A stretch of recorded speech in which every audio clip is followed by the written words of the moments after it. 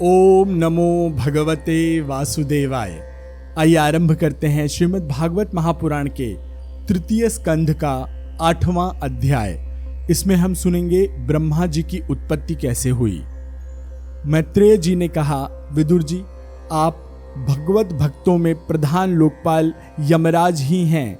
आपके पुरु वंश में जन्म लेने के कारण यह वंश साधु पुरुषों के लिए भी सेव्य हो गया है।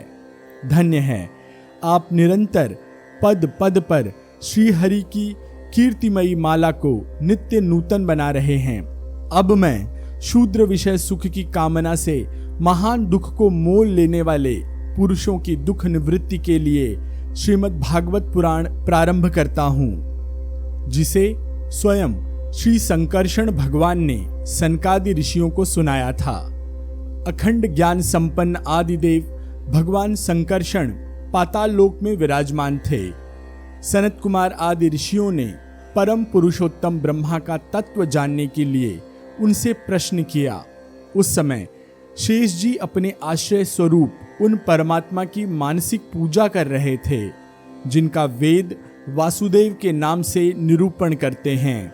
उनके कमलकोश सरीखे नेत्र बंद थे। प्रश्न करने पर सनत कुमार आदि ज्ञानी जनों के आनंद के लिए उन्होंने अध खुले नेत्रों से देखा।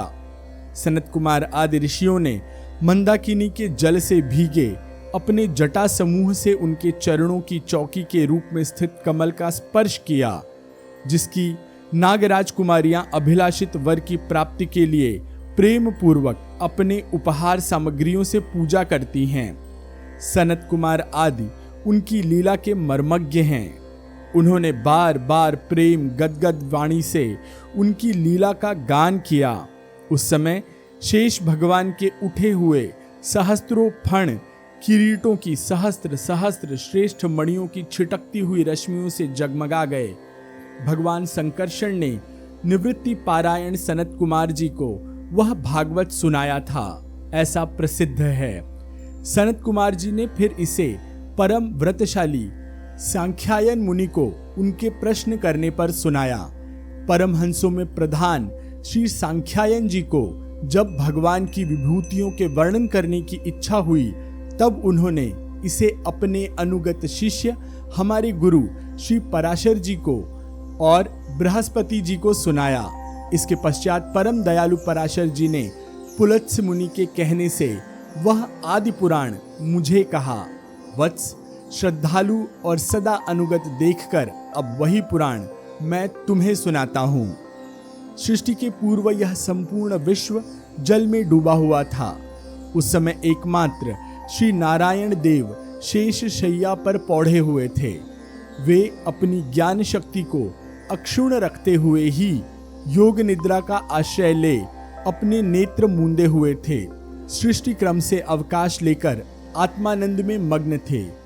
उनमें किसी भी क्रिया का उन्मेष नहीं था। जिस प्रकार अग्नि अपनी दाहिका आदि शक्तियों को छुपाए हुए काष्ठ में व्याप्त रहता है, उसी प्रकार श्री भगवान ने संपूर्ण प्राणियों के सूक्ष्म शरीरों को अपने शरीर में लीन करके अपने आधारभूत उस जल में शयन किया। उन्हें सृष्टिकाल आने पर पुनः जगाने के लिए केवल काल शक्ति को जागृत रखा। इस प्रकार अपनी स्वरूप भूता चिच्छाक्ति के एक साथ सहस्त्र चतुर्युग पर्यंत जल में शयन करने के अनंतर जब उन्हीं के द्वारा नियुक्त की उनकी काल शक्ति ने उन्हें जीवों के कर्मों की प्रवृत्ति के लिए प्रेरित किया, तब उन्होंने अपने शरीर में लीन हुए अनंत लोक देखे। जिस समय भगवान की दृष्टि अपने में निहित लिंग शरीर आदि सूक्ष्म तत्व पर पड़ी, तब वह कालाश्रित रजोगुण से क्षुभित होकर सृष्टि रचना के निमित्त उनके नाभिदेश से बाहर निकला। कर्म शक्ति को जागृत करने वाले काल के द्वारा भगवान विष्णु की नाभि से प्रकट हुआ वह सूक्ष्म तत्व कमल कोश के रूप में सहसा ऊपर उठा और उसने सूर्य के समान अपने तेज से उस अपार जलराशि को दैदीप्यमान कर दिया। संपूर्ण गुणों को प्रकाशित करने वाले उस सर्वलोकमय कमल में वे विष्णु भगवान ही अंतर्यामी रूप से प्रविष्ट हो गए। तब उनमें से बिना पढ़ाए हुए ही संपूर्ण वेदों को जानने वाले साक्षात वेदमूर्ति श्री ब्रह्मा जी प्रकट हुए, जिन्हें लोग स्वयंभू कहते हैं। उस कमल की कर्णिका अर्थात गद्दी में बैठे हुए ब्रह्मा जी को जब कोई लोग दिखाई नहीं दिया, तब वे आंखें फाड़कर आकाश में चारों ओर गर्दन घुमाकर देखने लगे। इससे उनके चारों दिशाओं में 4 मुख हो गए।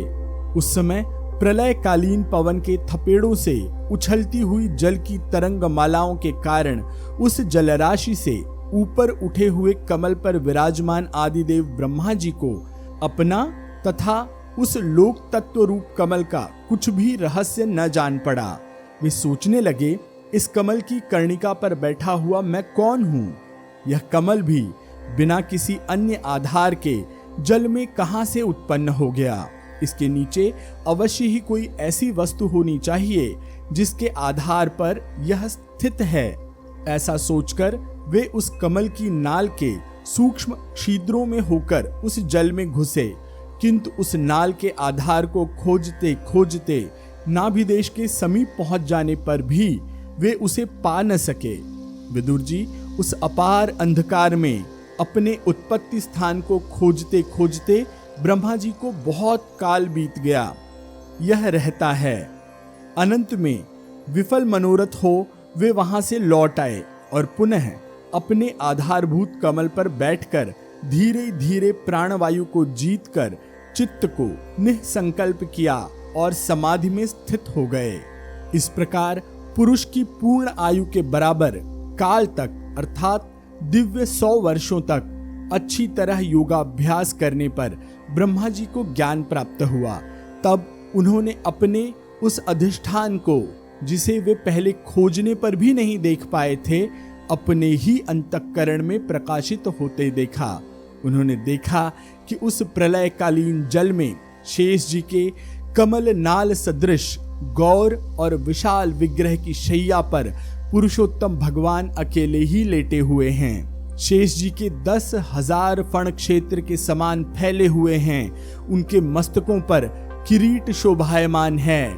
उनमें जो मणियां जड़ी हुई हैं, उनकी कांति से चारों ओर का अंधकार दूर हो गया है। वे अपने श्याम शरीर की आभा से मरकतमणि के पर्वत की शोभा को लज्जित कर रहे हैं।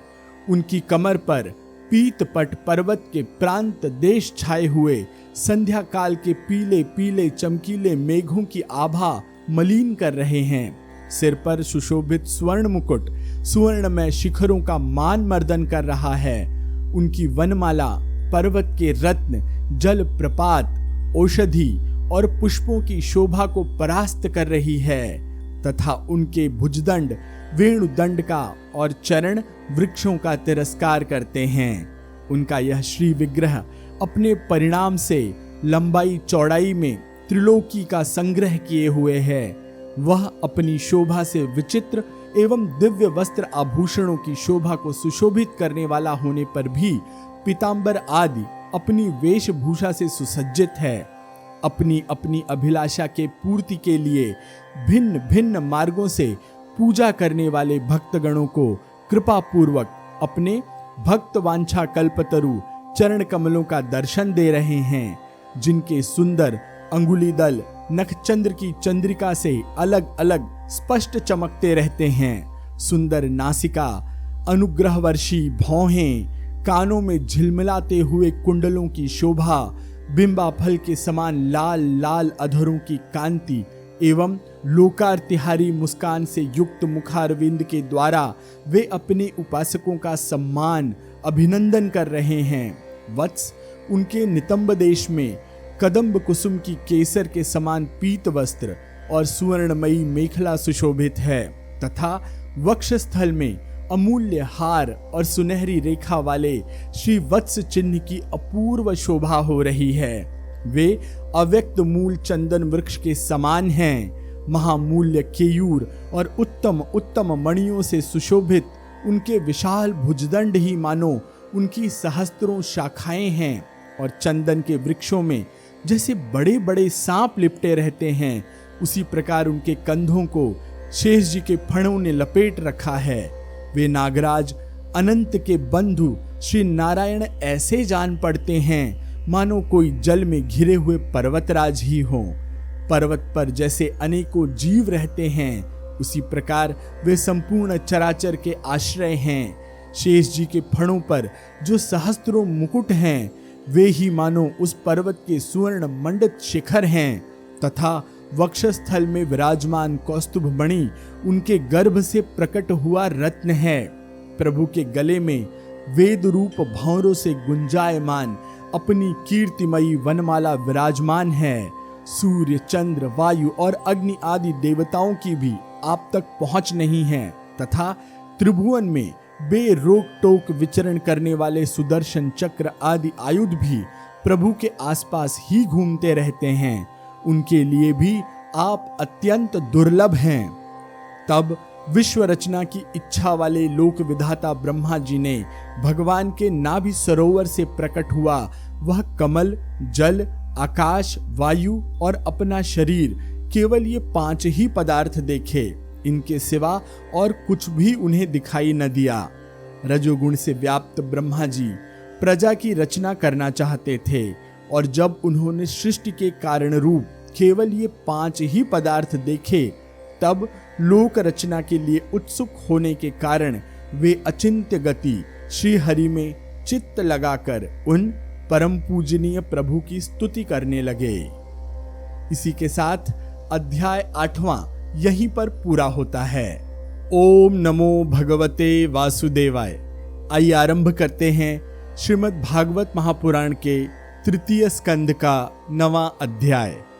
इस अध्याय में हम सुनेंगे ब्रह्मा जी द्वारा भगवान की स्तुति।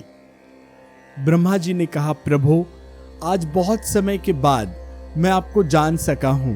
अहो, कैसे दुर्भाग्य की बात है कि देहधारी जीव आपके स्वरूप को नहीं जान पाते। भगवान, आपके सिवा और कोई वस्तु नहीं है। जो वस्तु प्रतीत होती है वह भी सत्य रूपतः सत्य नहीं है, क्योंकि माया के गुणों के शुभित होने के कारण केवल आप ही अनेकों रूपों में प्रतीत हो रहे हैं।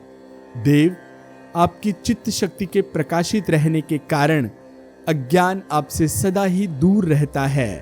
आपका यह रूप, जिसके नाभि कमल से मैं प्रकट हुआ हूं, सैकड़ों अवतारों का मूल कारण है। इसे आपने सत्पुरुषों पर कृपा करने के लिए ही पहले पहल प्रकट किया है। परमात्मन, आपका जो आनंद मात्र, भेद रहित, अखंड, तेजोमय स्वरूप है, उसे मैं इससे भिन्न नहीं समझता। इसलिए मैंने विश्व की रचना करने वाले होने पर भी विश्वातीत आपके इस अद्वितीय रूप की ही शरण ली है। यही संपूर्ण भूत और इंद्रियों का भी अधिष्ठान है। हे विश्व कल्याण में मैं आपका उपासक हूँ। आपने मेरे हित के लिए ही मुझे ध्यान में अपना यह रूप दिखलाया है। जो पापात्मा विषयासक्त जीव है, वे ही इसका अनादर करते हैं। मैं तो आपको इसी रूप में बार बार नमस्कार करता हूँ। मेरे स्वामी, जो लोग वेद रूप वायु से लाई हुई आपके चरण रूप कमल कोश की गंध को अपने कर्णपुटों से, कानों से ग्रहण करते हैं, उन अपने भक्तजनों के हृदय कमल से आप कभी दूर नहीं होते, क्योंकि वे पराभक्ति रूप डोरी से आपके पाद पद्मों को बांध लेते हैं। जब तक पुरुष आपके अभयप्रद चरणारविंदों की आश्रय नहीं लेता, तभी तक उसे धन, घर और बंधुजनों के कारण प्राप्त होने वाले भय, शोक, लालसा, दीनता और अत्यंत लोभ आदि सताते हैं, और तभी तक उसे मैं, मेरेपन का दुराग्रह रहता है, जो दुख का एकमात्र कारण है।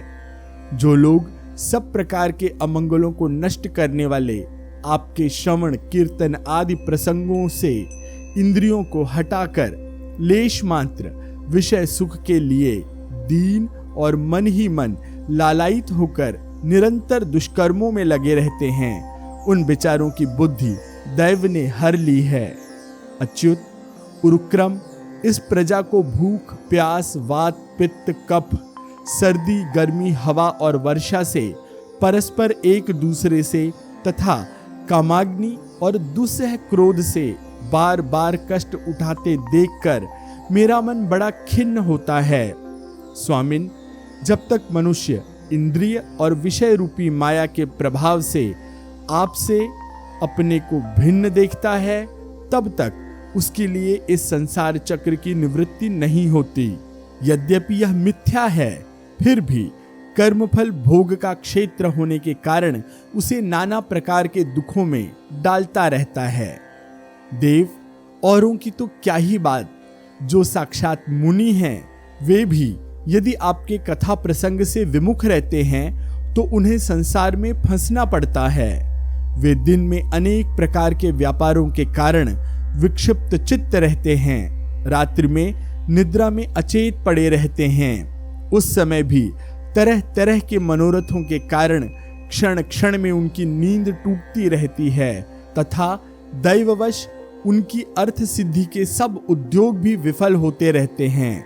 नाथ, आपका मार्ग केवल गुण श्रवण से ही जाना जाता है। आप निश्चय ही मनुष्यों के भक्ति योग द्वारा परिशुद्ध हुए हृदय कमल में निवास करते हैं। पुण्य श्लोक प्रभो, आपके भक्तजन जिस जिस भावना से आपका चिंतन करते हैं, उन साधु पुरुषों पर अनुग्रह करने के लिए आप वही रूप धारण कर लेते हैं।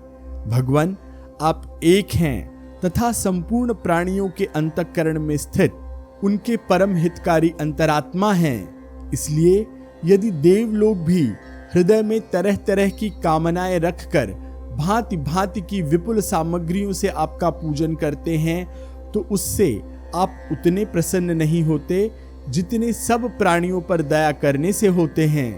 किंतु वह सर्वभूत दया असत पुरुषों को अत्यंत दुर्लभ है। जो कर्म आपको अर्पण कर दिया जाता है उसका कभी नाश नहीं होता, वह अक्षय हो जाता है। अतः नाना प्रकार के कर्म, यज्ञ, दान, कठिन तपस्या और व्रत आदि के द्वारा आपकी प्रसन्नता प्राप्त करना ही मनुष्य का सबसे बड़ा कर्म फल है। क्योंकि आपकी प्रसन्नता होने पर ऐसा कौन फल है जो सुलभ नहीं हो जाता। आप सर्वदा अपने स्वरूप के प्रकाश से ही प्राणियों के भेद भ्रम रूप अंधकार का नाश करते रहते हैं तथा ज्ञान के अधिष्ठान साक्षात परम पुरुष हैं। मैं आपको नमस्कार करता हूँ। संसार की उत्पत्ति, स्थिति और संहार के निमित्त से जो माया की लीला होती है वह आपका ही खेल है। अतः आप परमेश्वर को मैं बार बार नमस्कार करता हूँ।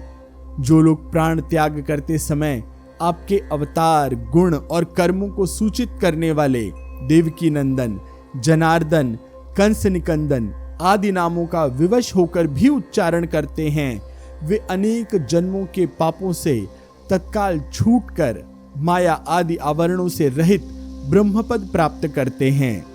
आप नित्य अजन्मा हैं, मैं आपकी शरण लेता हूँ। भगवान, इस विश्व वृक्ष के रूप में आप ही विराजमान हैं। आप ही अपनी मूल प्रकृति को स्वीकार करके जगत की उत्पत्ति, स्थिति और प्रलय के लिए मेरे, अपने और महादेव जी के रूप में 3 प्रधान शाखाओं में विभक्त हुए हैं और फिर प्रजापति एवं मनु आदि शाखा प्रशाखाओं के रूप में फैलकर बहुत विस्तृत हो गए हैं। मैं आपको नमस्कार करता हूँ। भगवान, आपने अपनी आराधना को ही लोगों के लिए कल्याणकारी स्वधर्म बताया है, किंतु वे इस ओर से उदासीन रहकर सर्वदा विपरीत निषिद्ध कर्मों में लगे रहते हैं। ऐसी प्रमाद की अवस्था में पड़े हुए इन जीवों की जीवन आशा को सदा सावधान रहकर बड़ी शीघ्रता से काटता रहता है। वह बलवान काल भी आपका ही रूप है। मैं उसे नमस्कार करता हूँ। यद्यपि मैं सत्यलोक का अधिष्ठाता हूँ, जो 2 परार्ध पर्यंत रहने वाला और समस्त लोकों का वंदनीय है, तो भी आपके उस काल रूप से डरता रहता हूँ। उससे बचने और आपको प्राप्त करने के लिए मैंने बहुत समय तक तपस्या की है। आप ही अधियज्ञ रूप से मेरी इस तपस्या के साक्षी हैं। मैं आपको नमस्कार करता हूँ। आप पूर्ण काम हैं। आपको किसी विषय वस्तु की सुख की इच्छा नहीं है, तो भी आपने अपनी बनाई हुई धर्म मर्यादा की रक्षा के लिए पशु पक्षी, मनुष्य और देवता आदि जीव योनियों में अपनी ही इच्छा से शरीर धारण कर अनेकों लीलाएं की हैं।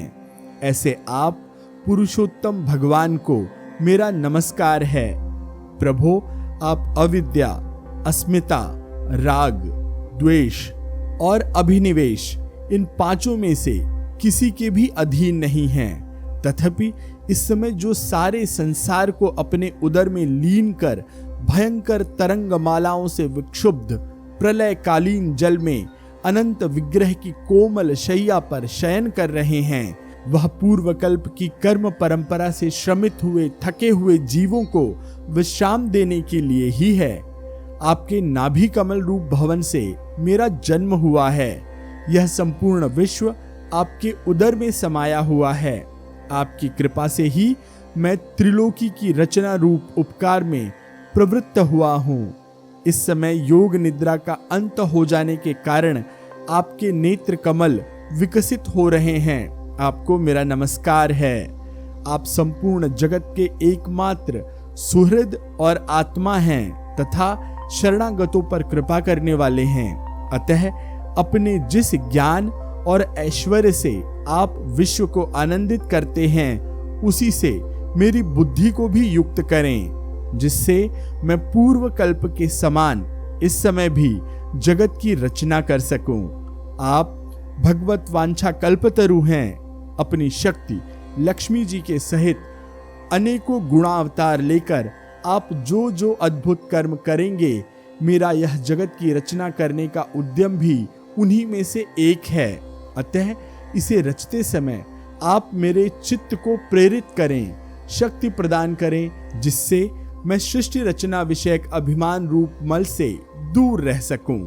प्रभो, इस प्रलयकालीन जल में शयन करते हुए आप अनंत शक्ति परम पुरुष के नाभि कमल से मेरा प्रादुर्भाव हुआ है और मैं हूं भी आपकी ही विज्ञान शक्ति। अतः इस जगत के विचित्र रूप का विस्तार करते समय आपकी कृपा से मेरी वेद रूप वाणी का उच्चारण लुप्त न हो। आप अपार करुणामय पुराण पुरुष हैं। आप परम प्रेममयी मुस्कान के सहित अपने नेत्र कमल खोलिए और शेष शैया से उठकर विश्व के उद्भव के लिए अपनी सुमधुर वाणी से मेरा विषाद दूर कीजिए।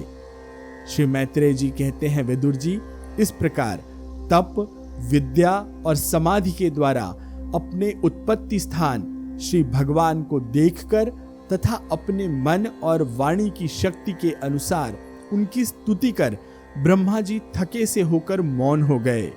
श्री मधुसूदन भगवान ने देखा कि ब्रह्मा जी इस प्रलय जल राशि से बहुत घबराए हुए हैं तथा लोक रचना के विषय में कोई निश्चित विचार न होने के कारण उनका चित्त बहुत ही खिन्न है।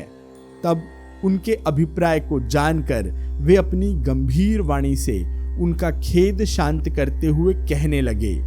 भगवान ने कहा, वेदगर्भ, तुम विषाद के वशीभूत हो आलस्य न करो। सृष्टि रचना के उद्यम में काम में तत्पर हो जाओ। तुम मुझसे जो कुछ चाहते हो उसे तो मैं पहले ही कर चुका हूं। तुम एक बार फिर तप करो और भागवत ज्ञान का अनुष्ठान करो। उनके द्वारा तुम सब लोगों को स्पष्टतया अपने अंतःकरण में देखोगे। फिर भक्ति युक्त और समाहित चित्त होकर तुम संपूर्ण लोक और अपने में मुझको व्याप्त देखोगे तथा मुझ में संपूर्ण लोक और अपने आप को देखोगे।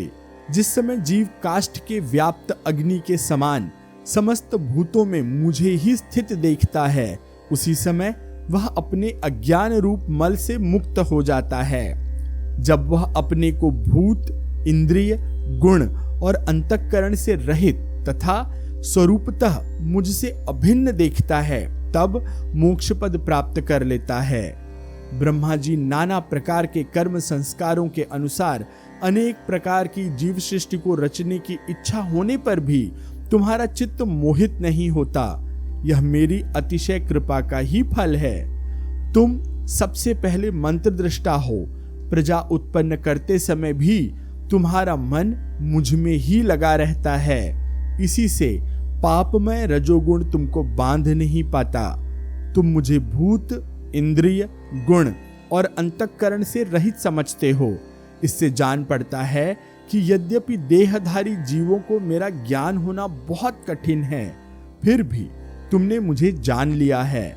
मेरा आश्रय कोई है या नहीं, इस संदेह से तुम कमलनाल के द्वारा जल में उसका मूल खोज रहे थे, सो मैंने तुम्हें अपना यह स्वरूप अंतःकरण में ही दिखलाया है। प्यारे ब्रह्मा जी, तुमने जो मेरी कथाओं के वैभव से युक्त मेरी स्तुति की है और तपस्या में जो तुम्हारी निष्ठा है, वह मेरी ही कृपा का फल है। लोक रचना की इच्छा से तुमने सगुण प्रतीत होने पर भी जो निर्गुण रूप से मेरा वर्णन करते हुए स्तुति की है, उससे मैं बहुत प्रसन्न हूँ। तुम्हारा कल्याण हो। मैं समस्त कामनाओं और मनोरथों को पूर्ण करने में समर्थ हूँ। जो पुरुष नित्य प्रति इस स्तोत्र द्वारा मेरी स्तुति करके मेरा भजन करेगा, उस पर मैं शीघ्र ही प्रसन्न हो जाऊंगा। तत्ववेत्ताओं का मत है कि पूर्त, तप, यज्ञ, ज्ञान, योग और समाधि आदि साधनों से प्राप्त होने वाला जो परम कल्याणमय फल है, वह मेरी प्रसन्नता ही है। विधाता, मैं आत्माओं का भी आत्मा और स्त्री पुरुषादि प्रियों का भी प्रिय हूँ। देहादि भी मेरे ही लिए प्रिय हैं, अतः मुझे ही प्रेम करना चाहिए। ब्रह्मा जी, त्रिलोकी को तथा जो प्रजा इस समय मुझ में लीन है, उसे तुम पूर्व कल्प के समान मुझसे उत्पन्न हुए अपने सर्व वेदमय स्वरूप से स्वयं ही रचो। श्री मैत्रेय जी कहते हैं, प्रकृति और पुरुष के स्वामी कमलनाभ भगवान सृष्टिकर्ता ब्रह्मा जी को इस प्रकार जगत की अभिव्यक्ति करवाकर अपने उस नारायण रूप से अदृश्य हो गए। इसी के साथ अध्याय 9 यहाँ पर पूरा होता है। मैं आशीष पी मिश्रा आपसे आज्ञा लेता हूँ। 10वें अध्याय में हम सुनेंगे 10 प्रकार की सृष्टि का वर्णन। ओम नमो भगवते वासुदेवाय।